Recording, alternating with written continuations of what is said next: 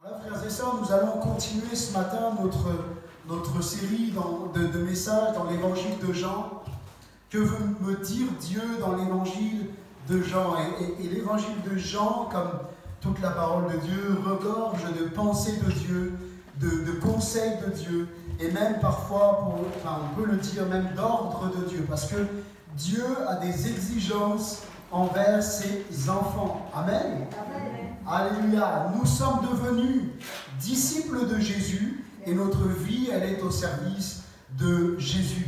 Alors nous arrivons au chapitre 5 de l'évangile de Jean. Il faut savoir une chose, c'est que les événements principaux dans ce chapitre, je les ai décomposés en deux très grandes parties en fait. Une moyenne et une très grande. La première, c'est la guérison à la piscine de Bethesda. Donc là, on va voir quelques enseignements pratiques que Jésus, par son attitude, par sa façon de faire, sa façon de guérir même le malade, va nous enseigner. Donc la guérison à la piscine de Bethesda, et puis Jésus démontre son égalité. Donc ça, c'est au verset 1er au verset 16. Et puis ensuite, la deuxième grande partie, c'est Jésus démontre son égalité avec Dieu le Père. On trouve ça des versets 17 au verset 47. Et en fait, dans cette grande partie-là, il décompose plusieurs choses, notamment cette chose suivante, c'est qu'il est prophétisé, il est révélé dans toutes les Écritures. Et tous les prophètes rendent témoignage de la venue de Jésus. Donc nous pouvons, je n'ai pas vraiment donné de titre à ce message, si on devait y donner un titre, on dirait Jésus prophétisé dans toutes les Écritures. Jésus est prophétisé véritablement dans toutes les Écritures. Alors je vous propose qu'on fasse une lecture ensemble dans l'évangile de Jean, au chapitre 5, et à partir du verset 1er. Jean chapitre 5, à partir du verset 1er. Il est dit ceci: après cela, il y eut une fête des Juifs, et Jésus monta à Jérusalem. Or, à Jérusalem, près de la porte des brebis, il y a une piscine qui s'appelle en hébreu Bethesda, et qui a 5 portiques. Sous ces portiques étaient couchés en grand nombre des malades, des aveugles, des boiteux, des paralytiques, qui attendaient le mouvement de l'eau, car un ange descendait de temps en temps dans la piscine et agitait l'eau. Et celui qui descendait le premier, après que l'eau avait été agitée, était guéri, quelle que fût sa maladie. Là se trouvait un homme malade depuis 38 ans. Jésus, l'ayant vu coucher et sachant qu'il était malade depuis longtemps, lui dit: « Veux-tu être guéri ?» Le malade lui répondit: « Seigneur, je n'ai personne pour me jeter dans la piscine quand l'eau est agitée, et pendant que j'y vais, un autre descend avant moi. » « Lève-toi, lui dit Jésus, prends ton lit et marche. » Aussitôt, cet homme fut guéri, il prit son lit et marcha. C'était un jour de sabbat. Les Juifs dirent donc à celui qui avait été guéri: « C'est le sabbat, il ne t'est pas permis d'emporter ton lit. » Il leur répondit: « Celui qui m'a guéri m'a dit: prends ton lit et marche. » Ils lui demandèrent: « Qui est l'homme qui t'a dit: prends ton lit et marche ?» Mais celui qui avait été guéri ne le savait pas. Mais celui qui avait été guéri ne savait pas qui c'était, car Jésus avait disparu de la foule et qui était en ce lieu. Depuis, Jésus le trouva dans le temple et lui dit: « Voici, tu as été guéri, ne pêche plus, de peur qu'il ne t'arrive quelque chose de pire. » Cet homme s'en alla et annonça aux Juifs que c'était Jésus qui l'avait guéri. Amen. Alléluia. Le premier point de ce message, c'est Jésus désire un contact avec nous. Jésus désire un contact avec nous. Et c'est véritablement ce qu'il va faire avec cet homme.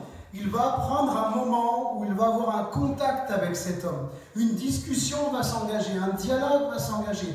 Et notre Dieu Jésus est celui qui désire un contact avec nos vies. Et c'est vrai que des fois, quand on se trouve dans la difficulté, imaginons cet homme, quelques instants, 38 ans qu'il est malade, 38 ans que la maladie le tient, 38 ans, c'est long 38 ans, n'est-ce pas? 38 ans qu'il aspire à ce que quelqu'un le prenne et le balance dans cette piscine, le jette dans cette piscine. Même si quelqu'un le jetait presque avec mépris, ça ne le dérangerait pas parce qu'il aspire à être guéri. 38 ans. Et des fois, nos épreuves peuvent sembler longues, il faut se l'avouer, difficiles, douloureuses. Il y a des moments où on n'a plus le goût de vivre, on n'a plus la joie de vivre. Des moments où l'épreuve est tellement dure qu'on aimerait qu'elle s'arrête. On aimerait que tout s'arrête. Mais en vérité, il faut réaliser une chose, c'est que dans nos épreuves, Jésus désire toujours un contact avec nous. Amen. Jésus désire un contact avec toi. Dans l'épreuve dans laquelle tu te trouves. Et des fois, quand on se trouve dans l'épreuve, c'est dur de prier. Je ne sais pas si ça vous est déjà arrivé, mais il m'est arrivé des fois dans l'épreuve de ne plus avoir envie de prier, de ne plus d'avoir envie de venir devant Dieu, de ne plus avoir envie de lire la Bible. Ça devient difficile, ça devient lourd, ça devient pesant. On sait pourtant que Dieu existe. On sait que Dieu est vivant. On aime Jésus de tout notre cœur, mais l'épreuve est difficile. Mais pourtant, même dans l'épreuve, Jésus désire toujours un contact avec nous. Jésus, c'est la miséricorde et le pardon incarné. C'est la miséricorde et le pardon incarné. La piscine de Bethesda, ce nom Bethesda signifie maison de miséricorde. Maison de miséricorde. Et ce lieu s'appelait certainement ainsi à cause de cette piscine, de ce lieu, de cet endroit où l'on disait qu'un ange agitait l'eau et quand on jetait la personne dedans, la personne était guérie. Alors il faut savoir que dans l'histoire de l'Église, ce texte a parfois fait débat, ce bout de texte, parce qu'il est absent de plusieurs manuscrits anciens et que certains pensent que, en fait, il s'agirait d'une rumeur à l'époque, comme quoi un ange venait et agitait l'eau. Donc ce texte a fait débat, je vous le dis pour votre, quelque part, notre culture personnelle. En tout cas, la plupart des traductions bibliques ont voulu laisser ce texte parce qu'il se trouve dans certains manuscrits. Donc, mais c'est bien de savoir ces choses. Mais en tout cas, la chose sur laquelle cet homme se concentrait, ce n'était pas la bonne chose. Il se concentrait sur cette piscine, ce lieu appelé Bethesda, alors qu'il avait l'homme Bethesda devant lui. Il avait la maison de miséricorde incarnée. Il avait là devant lui celui qui est capable de lui faire miséricorde, de le guérir de sa maladie et de sauver son âme. Et Jésus est littéralement la miséricorde incarnée. C'est Dieu qui vient à la rencontre de l'humanité, qui vient à notre rencontre. Et finalement, le vrai motif de pourquoi Jésus a guéri cet homme, c'est parce qu'il avait une miséricorde envers lui. Amen. Sachant que cet homme était malade depuis 38 ans, depuis longtemps. Jésus le savait. Et quelque part, Jésus avait compassion de cet homme. Amen. Jésus est celui qui guérit parce qu'il nous aime, parce qu'il a compassion de nous, parce qu'il a miséricorde envers nous. Et si peut-être ce matin quelqu'un est malade dans son corps, j'aimerais te dire, crois encore que Jésus est le Dieu de miséricorde qui est capable de te guérir ce matin même. Amen. Il est capable de le faire. Le temps des miracles, il n'est pas passé. Amen. Amen. Est-ce que je peux entendre un grand Amen? Amen. Le temps des miracles n'est pas passé. Jésus n'en a pas fini de guérir. Jésus n'en a pas fini de sauver. Jésus n'en a pas fini de pardonner. Parce qu'il est le même hier, il est le même aujourd'hui, il est le même éternellement. Alléluia. Ce lieu est vraiment devenu pour cet homme le lieu de miséricorde. Parce que dans ce lieu se trouvait la miséricorde incarnée. Aujourd'hui, tu peux aussi, toi, trouver ton Bethesda. Nous pouvons, nous aussi, trouver notre Bethesda, le lieu où nous venons rencontrer Dieu, où nous le laissons nous pardonner, où nous laissons nous restaurer, où nous laissons nous faire miséricorde, où nous laissons nous guérir. Amen. Ce lieu-là, ce matin, peut être notre Bethesda, le lieu où Dieu te fait, me fait miséricorde. Le deuxième sous-point de ce grand point, c'est que Jésus, et nous revenons là-dessus, c'est tout de nous. On ne peut rien cacher, absolument rien cacher à Jésus. Nous l'avons vu la dernière fois que nous avons partagé ensemble sur le chapitre 4 de l'Évangile, quand Jésus va montrer à cette femme qu'il la connaît parfaitement. Il va lui dire, tu as eu 5 maris, et l'homme avec qui tu vis en ce moment, c'est pas ton mari. Elle va lui dire, je vois Jésus que tu es prophète. Jésus, il est plus qu'un prophète. Il est notre créateur. Jean, chapitre 1er, au commencement était la parole, et la parole était avec Dieu, et la parole était Dieu. Et rien de ce qui a été fait n'a été fait sans elle. Jésus est ce Dieu créateur qui vient à la rencontre de sa créature. Donc il sait tout de nous, on ne peut rien lui cacher. On peut essayer de cacher des choses aux hommes. Vous pouvez cacher des choses peut-être à un frère, à une sœur, à un ami, même à votre pasteur, mais à Jésus, on ne peut rien lui cacher. Il sait tout de nous. Et voilà pourquoi c'est dangereux de chercher à jouer avec Dieu, parce qu'on ne peut pas. On ne peut rien cacher au Seigneur. Il sait tout de nous. Au verset 6, Jésus, l'ayant vu coucher et sachant qu'il était malade depuis longtemps, lui dit, « Veux-tu être guéri ?» Jésus manifeste une fois de plus son omniscience. Il est omniscient, c'est-à-dire il sait tout, il n'a pas de limite. Il sait tout. Il sait que cet homme, il est malade depuis longtemps. Il sait que cet homme, excusez-moi l'expression, il galère avec sa maladie depuis 38 ans. Et Jésus, il sait qu'aussi quelque part, c'est dur pour toi. Il sait le nombre de temps depuis laquelle tu es dans ton épreuve, dans ta maladie, dans ta souffrance. Jésus le sait. Et peut-être des fois, on a tendance à oublier que Jésus sait. Jésus sait tout de toi. Jésus sait tout de moi. Mais ce qui est encourageant, c'est que la Bible dit que Dieu ne permettra jamais une épreuve au-delà de nos forces. Amen. C'est-à-dire que si tu passes par là où tu passes en ce moment, mon frère, ma soeur, prends courage, Jésus est avec toi.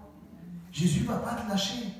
Jésus ne va pas t'abandonner. Il sait tout de nous. Jésus manifeste son omniscience. Et c'est vrai qu'on peut ne pas connaître Dieu, on peut ne pas s'intéresser à lui, on peut même ne pas le chercher, et pourtant Dieu nous cherche, Dieu s'intéresse à nous, Dieu nous aime. Et j'aimerais peut-être m'adresser à quelqu'un ce matin qui peut-être n'a pas rencontré Jésus, qui peut-être quelqu'un vit une religion, peut-être aussi même évangélique soit-elle. J'aimerais te dire, si tu ne connais pas personnellement Dieu, Dieu lui te connaît. Si tu n'aimes peut-être pas vraiment Dieu de tout ton cœur, Dieu t'aime et te cherche. Peut-être que tu cherches même pas Dieu, que tu as arrêté de chercher Dieu depuis un moment. Eh bien Dieu lui te cherche ce matin. Ce matin, Dieu te cherche. Et le hasard n'existe pas. Si tu es là, c'est parce que Dieu a voulu que tu sois là. Dieu a voulu que tu entendes ces mots. Mais j'aimerais te dire ce matin, comme Jésus est venu à la rencontre de cet homme qui était infirme, qui ne pouvait pas se lever, qui était dans un lit, Jésus vient à ta rencontre. Et peut-être que tu crois que tu ne peux même pas être guéri. Tu crois que ce n'est pas possible. Ça, Jésus le sait aussi.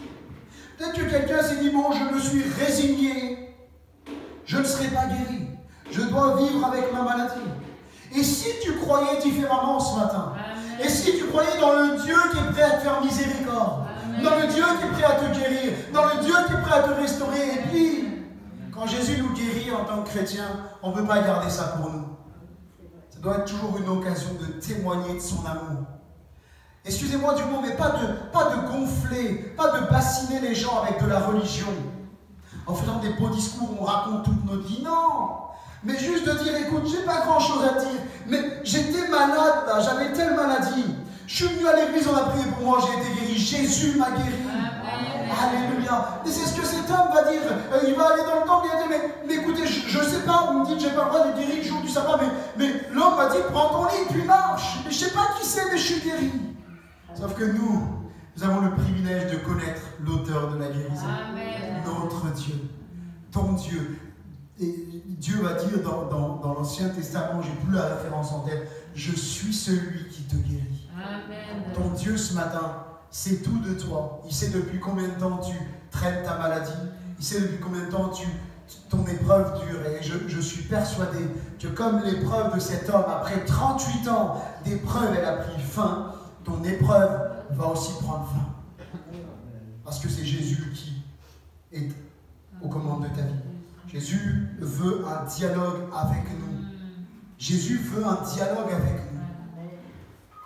Ça peut paraître surprenant, hein, au verset 6. Il est écrit que Jésus voit cet homme couché.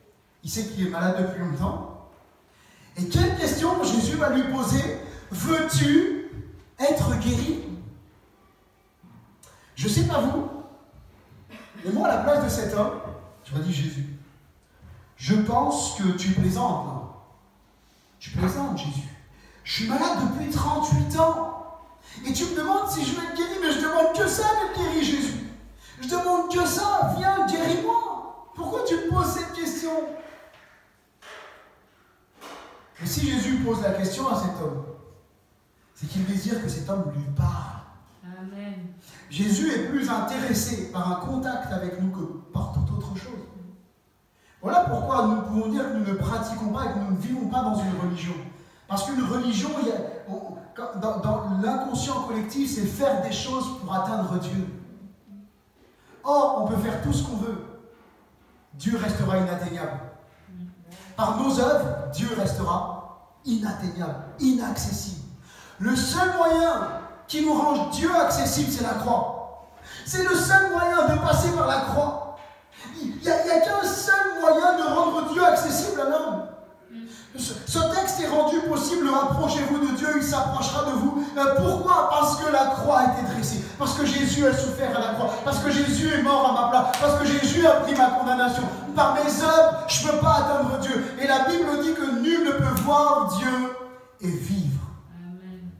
Dieu est inaccessible par mes bonnes œuvres. Aussi bonnes soient-elles, Dieu reste inaccessible. Le seul moyen par lequel Dieu est accessible, c'est la croix du calvaire où tout a été accompli. Jésus veut un dialogue avec nous. Cette question peut sembler surprenante et pourtant Jésus la pose dans le désir de discuter, de dialoguer, qu'il y a un échange entre lui et cet homme. Et c'est ça la prière.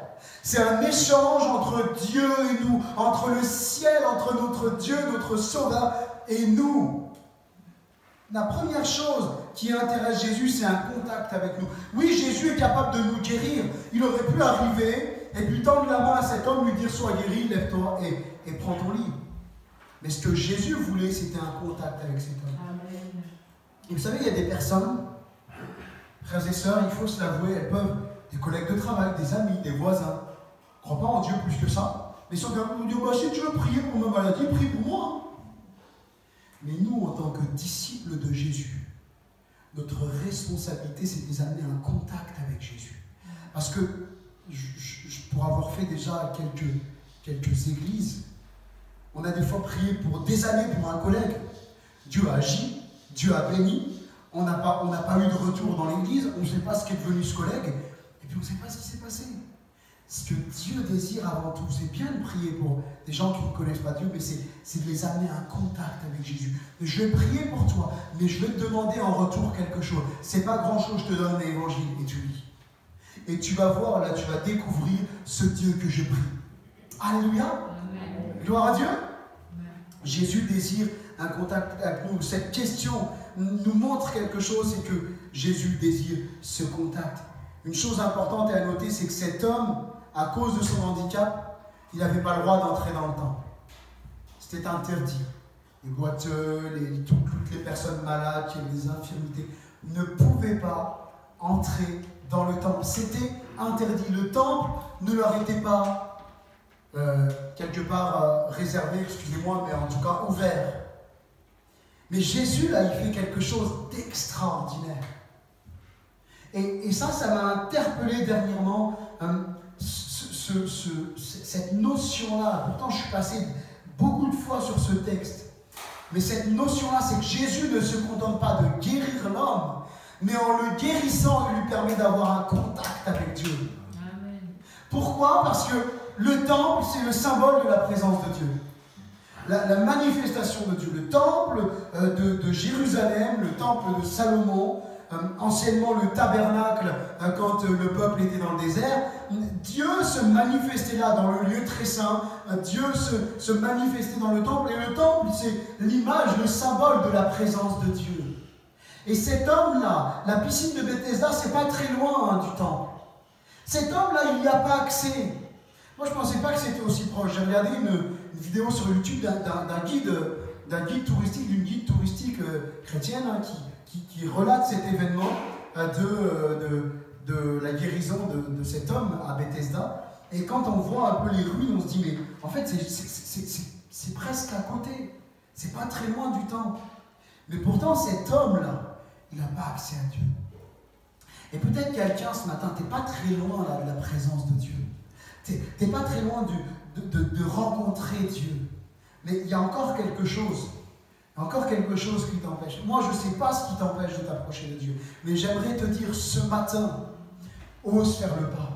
Ose un contact avec Jésus et dis-lui, mais comme cet homme a parlé, mais tu vois Jésus, il y a ceci, il y a cela, il y a ça qui m'empêche. Voilà cet obstacle qui m'empêche. Cet homme-là, si Jésus l'avait plongé dans cette eau, quand bien même un ange serait passé dans l'eau, l'aurait guéri. C'est un ange. Cet homme, il a le créateur des anges devant lui. Il a Jésus, Dieu fait homme. Et cet homme, s'il avait été plongé dans l'eau, il aurait été guéri, mais il n'aurait peut-être pas eu ce contact avec Jésus. Mais là, Jésus vient à son contact. Et Jésus le restaure dans sa condition physique, mais dans sa condition spirituelle. Et peut-être quelqu'un ce matin est malade spirituellement. J'aimerais te dire, si tu viens au contact de Jésus, il est celui qui te guérit. Amen. Alléluia. Et c'est merveilleux de voir ça. Cet homme va se retrouver dans le temple. Et Jésus va échanger avec lui dans le temple. Cet homme, il a désormais accès à ce qui est le symbole de la présence de Dieu dans l'Ancien Testament. Et Jésus est mort sur la croix et ressuscité pour nous donner l'accès au ciel. Jésus est mort sur la croix pour que nous puissions nous vivre éternellement. N'est-ce pas merveilleux? Amen. Et comment peut-on avoir la vie éternelle? Eh bien, c'est par la repentance. En venant devant Dieu, en demandant pardon pour ses péchés, pour le mal que j'ai pu faire et en lui donnant ma vie. Et voilà ce qui m'ouvre l'accès au paradis. Jésus désire connaître ce que nous voulons, ce qu'il y a au fond de nos cœurs. Vous savez, il y a des personnes qui disent, moi, je ne prie pas parce que de toute façon, Dieu sait ce que je pense. Personne qui pense comme ça. On ne peut pas les juger, on ne peut pas les condamner, ils ont leur parcours, leur vécu, ils pensent comme ça. Mais Jésus, là, nous montre qu'il veut savoir ce qu'il y a dans nos cœurs. Il veut savoir ce que nous ressentons. Il veut que nous le manifestions, nous le disions. Vous savez, il y a même un texte dans la Bible qui parle de la confession et qui dit « Celui qui confesse de la bouche parvient au salut ». Il y a une puissance dans la confession, dans le fait de dire, de parler. Dieu a créé le monde sur une parole. Dieu dit et la chose s'accomplit. Et on oublie parfois de réaliser, on ne réalise pas pleinement la puissance de la confession. De dire de notre bouche, de proclamer même de notre bouche. Et cet homme-là va commencer un échange avec Jésus. Il va lui dire, mais Jésus, j'ai personne pour me jeter. J'ai personne. Et peut-être quelqu'un, tu peux venir devant Dieu et livrer ton cœur devant Dieu. Mais j'ai personne, Seigneur. Je suis seul. J'ai personne dans ma situation. Je me sens tellement désespéré. Je me sens tellement vide. J'ai rien. Je suis tout seul. Je me sens abandonné. J'ai pas d'amis. J'ai pas de famille. Je suis tout seul. Et j'ai rien, Seigneur. Et le Seigneur, il attend qu'on lui dise ce que l'on ressent. Philippiens chapitre 4, verset 6. Faites connaître vos besoins à Dieu par des prières, des supplications et des actions de grâce. Philippiens chapitre 4, verset 6. Fais, mon frère, ma sœur, fais connaître tes besoins à Dieu. Amen. Et je pense que quand on vit des temps comme ça, dans la louange, dans nos réunions de prière, c'est important que nous fassions connaître nos besoins à Dieu, que nous le louons de tout notre cœur. Vous savez ce que Jésus va dire quand on va lui dire, mais fais taire ces gens qui crient derrière toi. Il va dire, si ce n'est pas eux qui me louent, c'est des pierres qui vont crier. Est-ce que quand tu viens à l'église, tu vas laisser les chaises crier? Non. Est-ce que quand tu viens à l'église, tu vas laisser les chaises louer Dieu à ta place? Non. Vous avez compris ce que je veux dire? Les chaises, bien sûr, sont inanimées, comme une pierre est inanimée.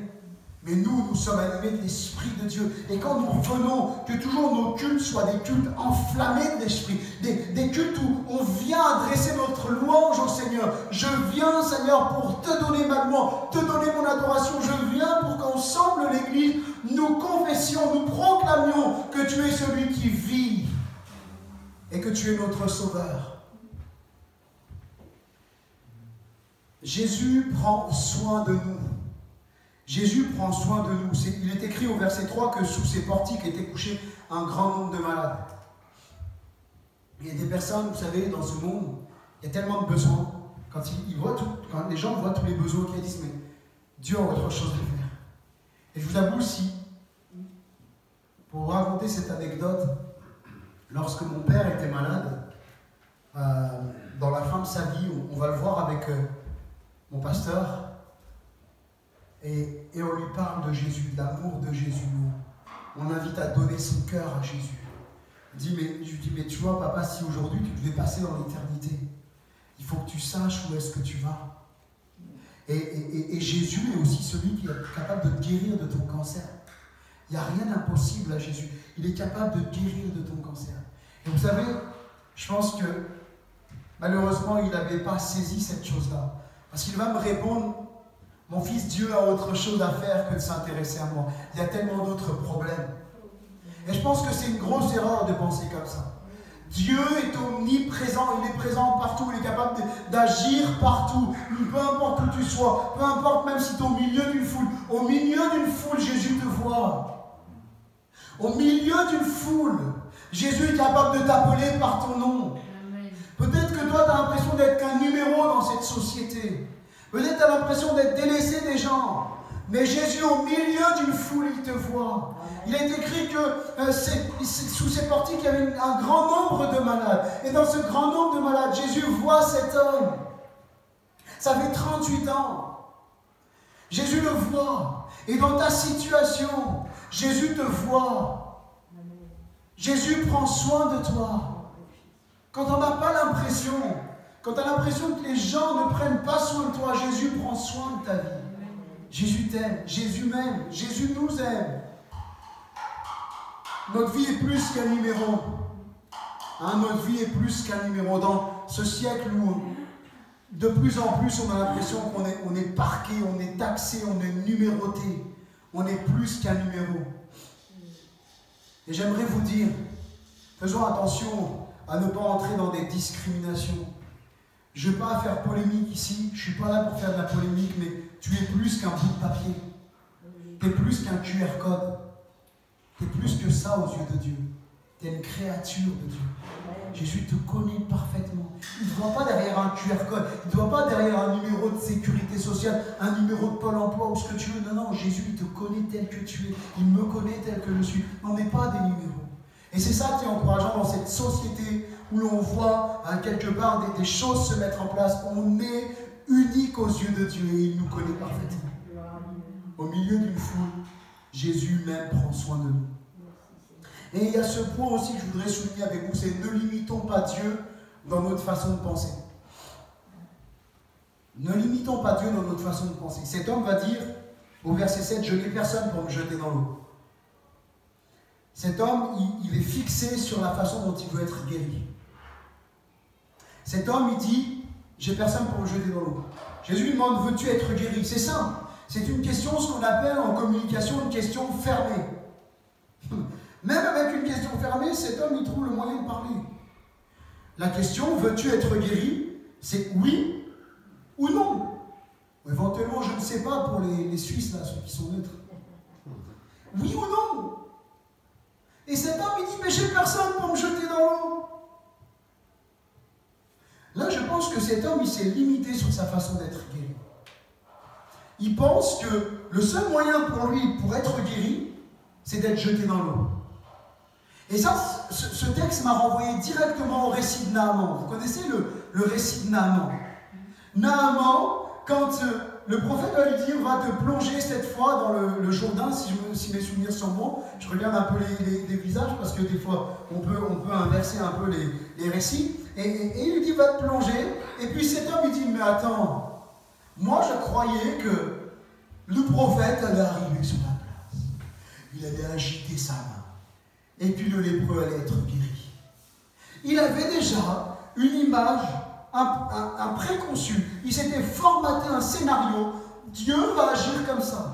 Mais on ne peut pas limiter Dieu, on ne peut pas mettre Dieu dans une case. Amen. Dieu est souverain. Il fait ce qu'il veut, quand il veut, où il veut. Alors quand Jésus nous demande, veux-tu être guéri? Je ne sais pas par quel moyen tu vas procéder, Seigneur, mais je te laisse faire. Ne limitons pas Dieu, ne mettons pas Dieu dans nos conceptions, ne limitons pas Dieu à notre façon de voir, parce que nos façons de voir peuvent être influencées par tellement de choses. Par notre culture, par notre histoire, notre contexte familial, notre contexte professionnel, même socio-culturel, tellement de choses qui peuvent nous conditionner à penser d'une certaine façon. Et c'est même marqué, on le trouve, le récit dans 2 Rois 5, au verset 11, c'est même marqué que Naaman fut irrité. Et il s'en alla en disant ce que j'ai paraphrasé, voici, je me disais, il sortira vers moi, se présentera lui-même, invoquera le nom de l'Éternel son Dieu, il agitera sa main sur la place et guérira le lépreux. Il était énervé, irrité. Parce que le prophète lui dit, si tu veux être guéri, fais ça, et ça ne correspond pas. Et donc il est énervé. Et combien de fois on peut être capricieux?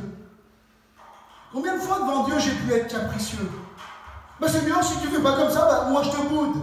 Alors on ne le dit pas avec nos mots, mais on le vit. Mais écoute, si c'est comme ça, à l'église maintenant, moi je viens plus à l'église, je boude, c'est fini. Ça nous est tous arrivé un jour de penser comme ça. Pas forcément de le faire, mais de le penser. Moi je pense qu'il faut laisser Dieu agir comme il doit agir. Il faut réaliser une chose. Je le dis parfois quand j'échange dans les entretiens. Il n'y a rien qui nous arrive dans nos vies ou même dans l'Église qui ne nous arrive sans que Dieu ne le sache et ne l'ait permis. En tout cas, ne le laisse faire. Si Dieu ne veut pas qu'il arrive quelque chose dans l'Église ou qu'il arrive quelque chose dans ta vie, il est souverain pour empêcher que ça arrive. Hein? N'est-ce pas? Job, tout ce qui lui est arrivé, Dieu a laissé faire. Mais par contre, Dieu a mis une limite. Dieu a mis une limite en disant à Satan, tu ne toucheras pas à sa vie. Tu ne le feras pas mourir. Tu ne peux pas toucher à sa vie. Et si peut-être tu traverses des épreuves difficiles et que même tu as voulu quelque part bouder Dieu, bouder l'Église, rappelle-toi une chose, c'est que Dieu a mis des limites que Satan ne pourra jamais franchir. Et que Jésus prend soin de chacune de nos vies. Donc ne limitons pas Dieu dans nos façons de penser. Vous savez, il y a des personnes, je fais une petite parenthèse, elles sont allées dans certains mouvements, évangéliques, pentecôtistes, tout ce que vous voulez, où pour être béni, il faut tomber. Pour être béni, il faut tomber, ou pour être béni, il faut trembler, ou il faut... Et nous, quand on prie pour les gens, ils arrivent, ça m'est arrivé une fois, c'était pas ici, ça m'est arrivé une fois, une personne s'approche pour que je prie pour elle, et avant même que je lui impose les mains, elle était comme ça.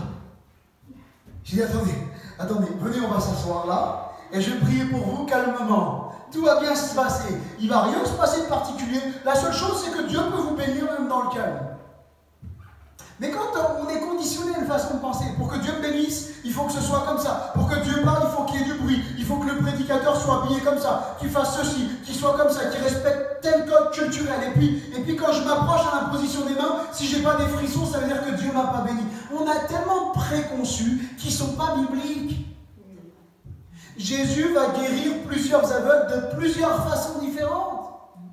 À l'un, il va mettre de la boue, en crachant, en faisant de la boue avec la terre et sa salive. À un autre, il va lui mettre les yeux. Qu'est-ce que tu vois? Bah là, je vois comme des arbres qui marchent. Ok, là, qu'est-ce que tu vois? Et puis à un autre, il va lui dire eh bien, sois guéri, qu'il te soit fait selon ta foi.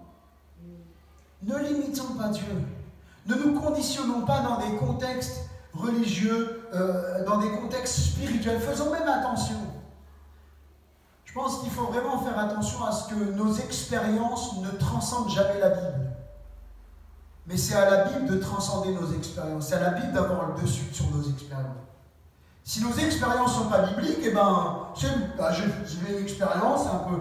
Mais ce n'est pas biblique, donc je n'accepte pas ces choses. Paul va dire, si même un ange de Dieu venait vous annoncer un un autre évangile que celui que vous avez reçu, qu'il soit anathème. Anathème, c'est maudit, rejeté de Dieu. Donc nos expériences ne doivent jamais prendre la place de la parole de Dieu. Je me suis un peu écarté, excusez-moi. Un mot de Jésus et les choses changent. Un mot de Jésus et tout change. Jésus va simplement dire, lève-toi, prends ton lit et marche. Un seul mot, une seule phrase de Jésus et les situations changent et la maladie disparaît. Psaume 33, verset 9, car il dit et la chose arrive, il l'ordonne et elle existe. Alléluia. Psaume 33, 9, car il dit et la chose arrive. Alléluia. Est-ce que tu crois ça ce matin dans ta vie? La situation que tu traverses? Que si Dieu dit un mot ce matin, la chose elle arrive. Si Dieu donne un ordre, la chose existe. Si je veux voir Dieu agir dans tous les domaines de ma vie, j'ai besoin de prendre du temps pour venir le rencontrer, en priant, en lisant la Bible. Ça, c'est important. De prendre ce temps où je viens à la rencontre. C'est un peu la conclusion de ce grand point. Jésus désire un contact avec nous, une rencontre avec nous. Et j'ai besoin tous les jours de prendre ce temps de contact avec Jésus. Parce qu'il y a une loi spirituelle, c'est que ce qu'un homme va semer, il va le récolter. C'est même une loi naturelle. Hein. Si vous prenez des graines d'ortie, moi je ne suis pas trop jardinier, je n'ai pas la main verte, pardonnez-moi. Mais si vous prenez une graine d'ortie, que vous la mettez à planter, que vous faites tout ce qu'il faut, moi je ne connais pas, de l'eau, etc., tout ce qu'il faut faire, ne vous attendez pas à avoir des fraises. Vous avez semé des orties, vous allez récolter des orties. Si vous semez pour avoir un pommier, vous n'allez pas avoir des poires, à moins que vous vous trompez sur la graine. Mais l'arbre va pousser, etc. Est-ce qu'un jour va sortir? Ce sont des pommes. J'aurais dû prendre du raisin, pardonnez-moi, on est dans la région, mais je suis normand, excusez-moi, ça ressort. Ce qu'un homme sème, il le moissonne, c'est comme ça. Si je ne prends pas de temps avec Dieu, si je ne prie pas, si je ne lis jamais ma Bible, que je ne m'attende pas à être béni. Il y a une statistique qui est sortie, alors ce n'est pas en France, mais je ne sais plus combien de pourcents, c'est impressionnant, de chrétiens qui ne lisent leur Bible que le dimanche matin à l'église. Que nous ne soyons jamais de ces personnes qui lisent leur Bible simplement le dimanche matin à l'église. Et que chaque jour, nous prenions du temps à avoir un contact personnel avec notre Dieu, parce que ce que je sème, je le moissonne. Jésus, c'est ce Dieu qui décide de se faire homme. C'est ce Dieu qui vient à notre rencontre. Et on le voit dans les versets 17 à 30, c'est une vérité sur laquelle nous reviendrons souvent dans nos séries de messages, parce que l'évangile de Jean axe essentiellement sur Dieu qui se fait homme, le Fils de Dieu. Si on devait résumer en une phrase, en quelques mots, l'évangile de Jean, c'est Jésus, Fils de Dieu. Voilà ce que là. Et puis on le voit dans Jean chapitre 20, verset 31. Mais ces choses ont été écrites afin que vous croyiez que Jésus est le Christ, le Fils de Dieu, et qu'en croyant vous ayez la vie en son nom. Par son écrit inspiré par Dieu, l'apôtre Jean nous témoigne de ce qu'il a vu Dieu manifesté sous forme humaine en Jésus. Versets 17 à 18, Jésus leur répondit, mon Père agit, jusqu'à présent, moi aussi j'agis. À cause de cela, les Juifs cherchaient encore plus à le faire mourir, non seulement parce qu'il violait le sabbat, mais parce qu'il appelait Dieu son propre Père, se faisant lui-même égal à Dieu. Et ce texte commence en soulignant le fait que les Juifs voulaient la mort de Jésus parce qu'il appelait Dieu son Père et qu'il se faisait lui-même égal à Dieu. Dans ce texte, on peut souligner plusieurs choses importantes. La première chose, c'est que dans son humanité, Jésus nous laisse un magnifique exemple de l'homme soumis à Dieu. Le Fils, verset 19 et au verset 30. Le Fils ne fait rien par lui-même, mais fait ce que le Père fait. Verset 30, il ne cherche pas sa volonté, mais la volonté du Père. Que nous puissions aussi être de ceux qui ne faisons pas ce que nous voulons, mais qui faisons ce que Dieu nous demande de faire. Que nous ne cherchions pas notre propre volonté, nos propres désirs, à répondre à nos caprices, mais simplement ce que Dieu veut que nous fassions. Amen. Jésus est celui qui donne la vie éternelle, au verset 21. Car comme le Père ressuscite les morts et donne la vie, ainsi le Fils donne la vie à qui il veut. Donc ça nous montre vraiment que Jésus, c'est Dieu qui décide de se faire homme. Jean chapitre 14, verset 6, on reviendra aussi souvent sur ce texte. Il est le chemin, la vérité et la vie. 1 Jean 5, 12. Celui qui a le Fils a la vie.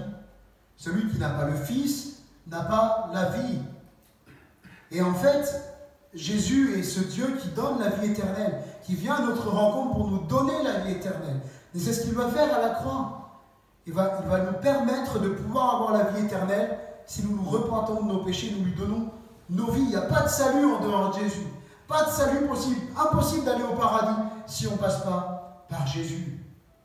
Et puis Jésus aussi révèle qu'un jour il exercera le jugement contre ceux qui n'ont pas cru. Au verset 22, le Père ne juge personne, mais il a remis tout jugement au Fils.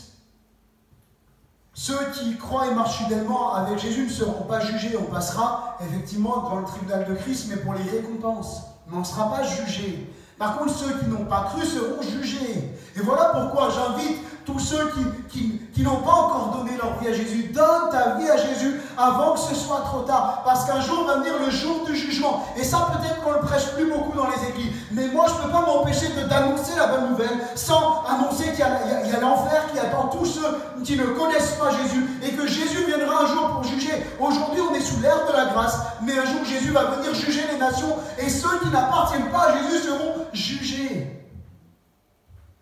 Et c'est important de réaliser ça et de prier pour qu'un grand nombre soit sauvé et ne passe pas par le jugement. Celui qui écoute ma parole au verset 24 et qui croit en celui qui m'a envoyé à la vie éternelle et ne vient point en jugement, mais il est passé de la mort à la vie. Romains 8, 1, il n'y a donc maintenant plus aucune condamnation pour ceux qui sont dans Jésus-Christ. Alléluia! Et par contre, nous connaissons ce texte fort bien dans Marc 15, Marc 16, je ne sais plus, pardonnez-moi. Comme je n'ai pas noté la référence, je ne m'en souviens plus. Celui qui croira et qui sera baptisé sera sauvé. Celui qui ne croira pas sera condamné. Et si peut-être quelqu'un aujourd'hui n'a pas donné sa vie à Jésus, je t'en supplie, donne ta vie à Jésus parce que Jésus t'aime et nous sommes encore sous l'ère de la grâce et du salut de Dieu.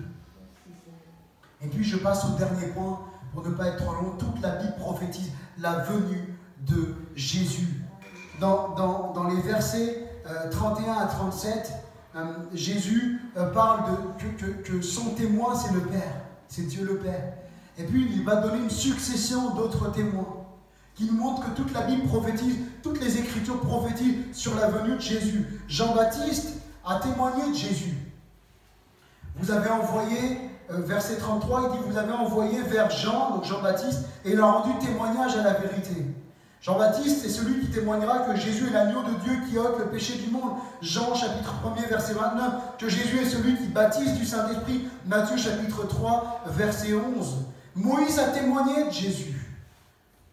Verset 46, car si vous croyez Moïse, vous me croiriez aussi parce qu'il a écrit de moi. Pierre, après la guérison du boiteux devant le temple, dira dans sa prédication que le prophète Moïse parlait de Jésus.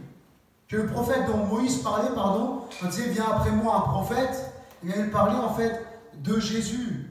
Et on trouve ça dans Deutéronome 18, versets 15 et 18 à 19. Et j'ai fait j'ai passé les points, quelques parallèles entre Moïse et Jésus. Moïse signifie tirer, retirer, arracher, tirer des eaux, retirer des eaux. Jésus est l'agneau de Dieu qui ôte, retire le péché du monde. Jean 1, 29, comme je l'ai dit. Moïse a sorti le peuple hébreu de l'esclavage de l'Égypte. Jésus, Christ, est mort pour nous libérer de l'esclavage du péché. Amen. Alléluia. Pour que nous ne soyons plus esclaves du diable. Moïse, sur ordre de Dieu, a fait répandre le sang d'un agneau mâle sans défense sur les linteaux des portes des Hébreux pour que la malédiction, l'ange exterminateur n'extermine pas toutes les personnes qui auraient le sang de l'agneau. Jésus, lui, est directement l'agneau de Dieu et dont son sang nous purifie de tout péché. Il est celui dont Ésaïe prophétisera, Ésaïe 53, 5. en disant que la malédiction qui devait reposer sur nous, c'est pas l'ange exterminateur, mais la malédiction, à cause du péché, elle est tombée sur lui. Et que c'est par ses meurtrissures qu'on est guéri. Et la guérison est avant tout spirituelle. Et son sang, comme dira Jean dans 1 Jean 1,7, nous purifie de tout péché. Alléluia. Moïse a ouvert la mer Rouge et a fait traverser le peuple. Il fait passer le peuple de l'esclavage de Pharaon et les amène en direction du pays promis. Et Jésus, par sa mort sur la croix, nous fait passer de la mort éternelle à la vie éternelle, des ténèbres à la lumière, de la puissance de Satan à Dieu. Et il nous demande symboliquement de nous engager par les eaux du baptême, qui est le symbole de notre ancienne vie passée, qui est morte avec Jésus au péché, et on ressuscite avec Jésus en ressortant de nous à une vie nouvelle. C'est ce que l'apôtre Paul enseignera dans l'épître aux Romains. Moïse a élevé sur une perche un serpent dans le désert, et tous ceux qui regardaient au serpent ne mouraient pas. Jésus a été élevé sur la croix. Jean 3, 14 à 16. Afin que tous ceux qui croient en lui, qui se tournent vers lui, qui regardent à la croix, qui donnent leur vie à Jésus, ne meurent pas, mais qu'ils aient la vie éternelle. Alléluia. Moïse dressa le tabernacle. Jésus fait de nous des temples. Le temple du Saint-Esprit, 1 Corinthiens 3, 16, et on trouve le tabernacle dans Exode 40, verset 18. La loi a été donnée par Moïse au peuple juif, mais la grâce a été donnée par Jésus. Il est la parole faite chair. Il va venir lui-même comme étant la parole de Dieu. Et puis Moïse a conduit le peuple en direction du pays promis, Canaan. Et Jésus, alléluia, il conduit vers le pays promis, le ciel, la vie éternelle, pour ceux qui croient en lui et marchent avec lui. Tous les prophètes rendent de lui le témoignage que quiconque croit en lui, donc en Jésus, reçoit par son nom le pardon des péchés. Actes chapitre 10, verset 43. Tous les prophètes rendent de lui le témoignage. Et les Écritures aussi témoignent de Jésus, et Jésus va dire au verset 39, vous sondez les Écritures parce que vous pensez avoir en elles la vie éternelle, ce sont elles qui rendent témoignage de moi. Et je termine par cette conclusion, ne perdons pas notre temps avec ce qui n'en vaut pas la peine. Seul Jésus peut véritablement nous secourir parfaitement. Amen. Cet homme, il perdait son temps à se concentrer sur l'eau, pensant qu'un homme allait venir et qu'il pourrait être guéri. Il se concentrait sur des choses sur lesquelles il n'avait pas besoin de se concentrer. Frères et sœurs, que chaque jour nos vies soient concentrées sur le seul et unique que toute la Bible prophétise, du premier livre de la Genèse jusqu'à l'Apocalypse. Jésus, celui qui nous sauve de la colère à venir, celui qui a fait de nous des nouvelles créatures, celui qui nous a sauvés. Concentrons-nous sur Jésus seul. Ne te concentre pas sur ton épreuve, sur ta difficulté, mais tous les jours de ta vie, tous les jours de nos vies, concentrons-nous sur Jésus. Amen.